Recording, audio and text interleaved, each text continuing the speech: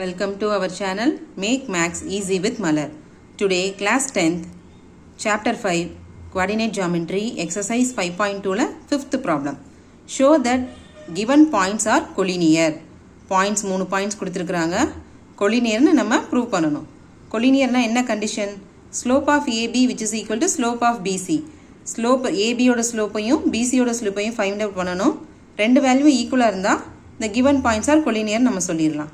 So given points A minus 3, minus 4 denote பண்ணிக்கோங்க. B 7, 2, C 12, 5. First we have to find out the slope of AB. So A யோட point நான் எழுதியிருக்கேன், B யோட point எழுதியிருக்கேன். Again x1, y1, x2, y2 denote பண்ணிக்கோங்க. Slope formula என்ன? Slope of AB which is equal to y2 minus y1 divided by x2 minus x1. Substitute பண்ணலாமா?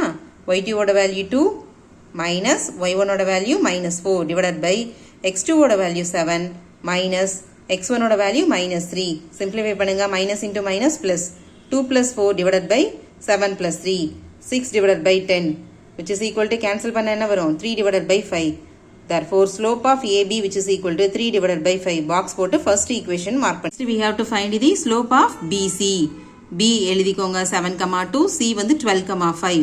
So x1, y1, x2, y2 denote பண்ணிக்கோங்க.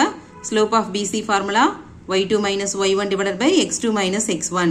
So y2 ஓட value 5, y1 ஓட value minus 2, x2 ஓட value 12, minus x1 ஓட value 7.